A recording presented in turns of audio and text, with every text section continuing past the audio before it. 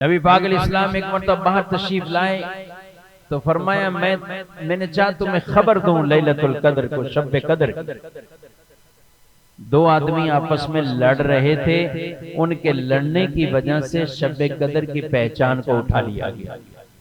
دو کی لڑائی کی وجہ سے شب قدر کی پہچان کو اٹھا لیا۔ اب ذرا غور کریں، رمضان میں بطور خاص مسجدوں میں رش بڑھتا ہے، اعتکاف والے آ رہے ہیں، دیگر آ رہے ہیں، لیکن کئی جگہوں پہ لڑائی جھگڑے ختم نہیں ہوتے، مساجد میں شروع کر دیتے ہیں، اعتکاف والے شروع کر دیتے ہیں۔ اعتکاف میں بھی پھر ایسے سے افراد بعد اوقات آ کر بیٹھ جاتے ہیں، ظاہر کو منع کون کرے گا، لیکن ایک تعداد ان میں عبادت کے لیے آتی ہے، اور ایک تعداد وہ بھی آتی ہے کہ جو مسجدوں میں دوست احباب ملیں گے، گپ شپ لگے گی، کھانا پینا ملتا رہے گا، آرام سے سلسلہ چلتا رہے گا، اور وہ مسجد میں دوسروں کو بھی عبادت نہیں کرنے دیتے۔ میں کہتا ہوں ان کو تو اللہ سے ڈرنا چاہیے، جن کی نیتیں شروع سے یہی ہیں کہ دوست احباب نے مل کر گپ شپ لگانی ہے، باقاعدہ عبادت کے لیے آ ہی نہیں رہے، تو بھائی پھر نہ بیٹھیں آپ اعتکاف نہ کریں۔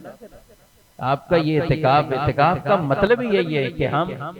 باہر جتنا وقت ادھر ادھر گزار رہے ہیں وہ بھی سارا مسجد میں، دن رات مسجد میں ایسے پڑے رہیں گے اور اللہ کو راضی کرنے والے کام کریں گے۔ مسجد اللہ کا گھر، ایک دو دن رہتے ہیں نا تو پھر یوز ٹو ہو جاتے ہیں، پھر نارمل ہے، پھر وہ سمجھتے ہیں ہم ایک عام نارمل جگہ پہ بس ٹھیک، اور وہ طرح طرح کے معاملات کرتے ہیں۔ کئی جگہوں پر ایسی ایسی بات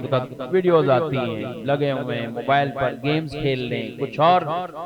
موبائل پر لگے ہوئے ہیں، تو بیٹھنا اعتکاف ہے، مقصد عبادت ہے۔ رکھ کے آجو اس کھلونے کو گھر پہ ہی رکھ کے آجو بھائی، عبادت کرو، آپ کے گھر والے آپ کو کپڑے جو کچھ ہے وہ پہنچا دیں گے، اتنی اس کی تو حاجت نہیں ہے۔ تو اس لیے شب قدر سے محرومی بھی پھر ان لوگوں کی اور ان کی وجہ سے کئی اور کے لیے بھی یہ معاملات ہو جاتے ہیں۔ آپ صلی اللہ علیہ وسلم نے فرمایا دو لڑ رہے تھے، ان کے لڑنے پر فرمایا کہ اس کی پہچان کو اٹھا لیا،